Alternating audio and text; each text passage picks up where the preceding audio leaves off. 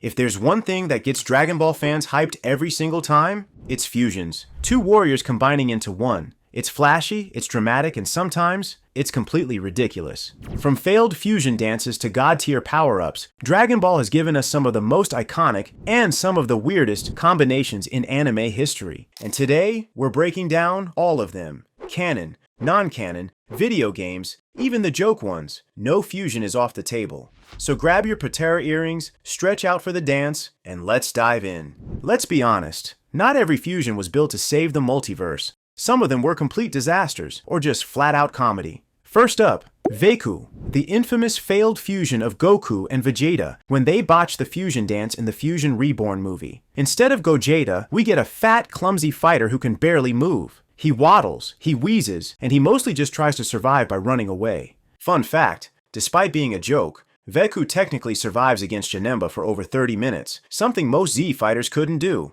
And if Fat Veku wasn't bad enough, we also got Skinny Veku, another failed dance where Goku and Vegeta end up looking like malnourished scarecrows. No stamina, no power, just comedic suffering. It's proof that with the fusion dance, perfection really matters.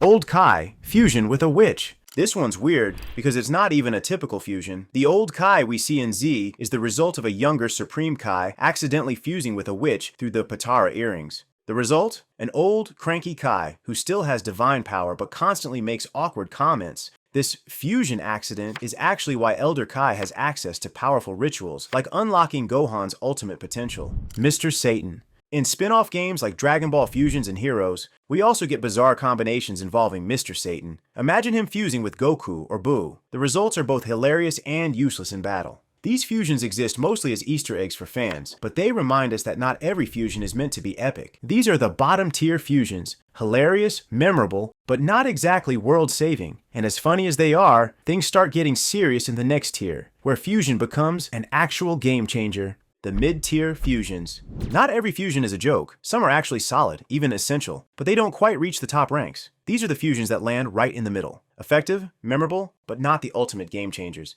Kibito Kai.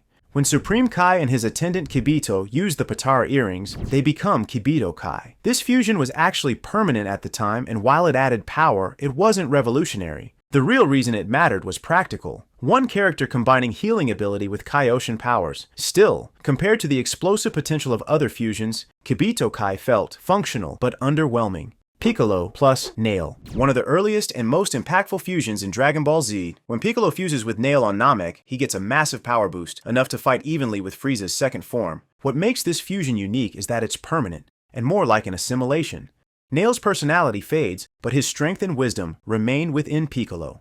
Piccolo plus Kami. Later, Piccolo does it again, this time with Kami. This reunion restores Piccolo to his original complete form as a Namekian, making him one of the strongest fighters during the Android saga. Fun fact, this technically makes Piccolo a god-tier being again, since Kami was Earth's guardian at the time. X-Fusions, Dragon Ball Fusions game. The game Dragon Ball Fusions introduced the concept of X-Fusions, characters fusing through special armbands instead of the dance or patera. Some are hilarious, like Krillin plus Goku equals Gorillin, while others are shockingly strong, but since they only exist in spin-offs, they stay in mid-tier status. It's creative, but like most Heroes-only fusions, it feels more like fan service than a true game changer. Even if these fusions are fascinating, Piccolo's permanent upgrades, practical combos like Kibito Kai, and creative what-ifs from the games, now it's time to leave the mid-tier behind and enter the heavy hitters. These fusions aren't just funny or useful, they're iconic. They either turned the tide of a battle or became so legendary that fans still argue about them today.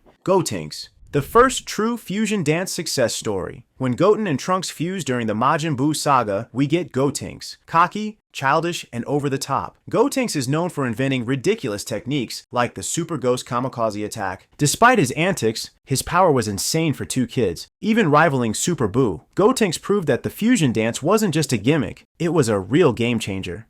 Kefla. Fast forward to Dragon Ball Super, and we finally get the first canon female fusion, Kefla. Using patera earrings, Kale and Caulifla combine into a warrior powerful enough to push Ultra Instinct Goku to his limits. She's brash, flashy, and ridiculously strong. Easily one of the most memorable fusions of the Tournament of Power. Super 17. In Dragon Ball GT, we see a different kind of fusion, machine plus machine. Super 17 is the result of Android 17 and his Hellfighter counterpart combining. This fusion becomes one of the deadliest androids in the series, strong enough to kill Krillin and fight on par with Super Saiyan 4 Goku. While GT isn't canon, Super 17 left a big impression as one of the franchise's darker fusion experiments. Buu Absorptions.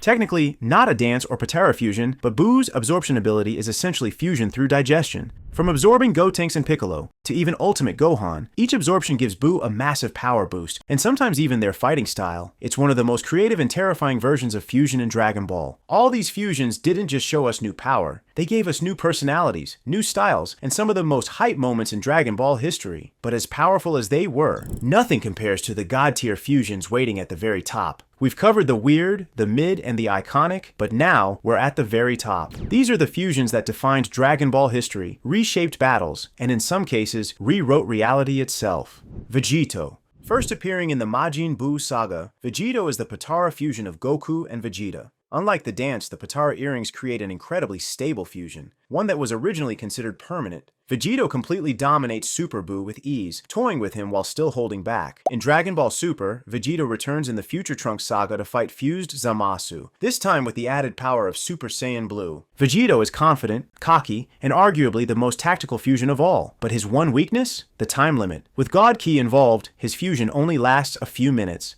Gogeta. On the other side, we have Gogeta, the result of the fusion dance. He first appears in Fusion Reborn, where he absolutely annihilates Janemba. But his true breakout moment was in Dragon Ball Super Broly, where Gogeta reaches Super Saiyan Blue and outclasses Broly in one of the most jaw-dropping fights in Dragon Ball history. Unlike Vegito, Gogeta isn't weighed down by overconfidence. He gets the job done fast. That's why a lot of fans argue Gogeta is the superior fusion when it comes to results. Fused Zamasu. And finally, one of the most terrifying fusions ever, Fused Zamasu. When Goku Black and Future Zamasu fuse with Potara, they become a godlike being with immortality mixed with Saiyan power. But the fusion destabilizes, leaving him half mutated until he evolves again into Infinite Zamasu, merging with the universe itself. This wasn't just a fusion for power. This was fusion as a philosophy. Zamasu's twisted justice taken to its absolute extreme. It took Vegito Blue, Future Trunks, and even Xeno erasing an entire timeline to finally end him. These are the absolute peak of Dragon Ball fusion. Legendary, terrifying, and unforgettable. But the world of Dragon Ball is full of what-ifs, and fusions are no exception. Dragon Ball has always thrived on imagination, and when it comes to fusions, the what-ifs are endless. These aren't canon, but they're too fun not to mention. Hypothetical fusions. The fandom has debated these for years. Vegito plus Gogeta equals Go-Go. Yes, that's a thing in Heroes promotional material. Broly fusing with anyone. Terrifying. Even silly fan-favorite combos like Yamcha plus Tien or Gohan plus Piccolo as a permanent Potara fusion. While these don't exist in the main story, Heroes and fan games keep the possibilities alive. Other Heroes fusions. Super Dragon Ball. Heroes is fusion paradise. We've seen Kefla plus Kale, Xeno Vegito, and even temporary team-ups like Gogeta versus Vegito in multiversal battles. It's non-canon chaos, but pure fan service. These fusions may never appear in the main series, but they show how limitless the concept really is. Fusion is hype because it's unpredictable. You never know what combination might come next. From failed dance disasters like Veku, to universe-breaking gods like Fused Zamasu, Dragon Ball fusions are some of the most exciting moments in the series. They're more than just power-ups. They're snapshots of teamwork, rivalry, and creativity that the ultimate what-if made real. So the real question is, which fusion is your favorite? Vegito's confidence, Gogeta's efficiency, or maybe Gotenks' childish insanity? Drop it in the comments, and don't forget to subscribe for more Dragon Ball deep dives, because in this universe, the combinations are limitless.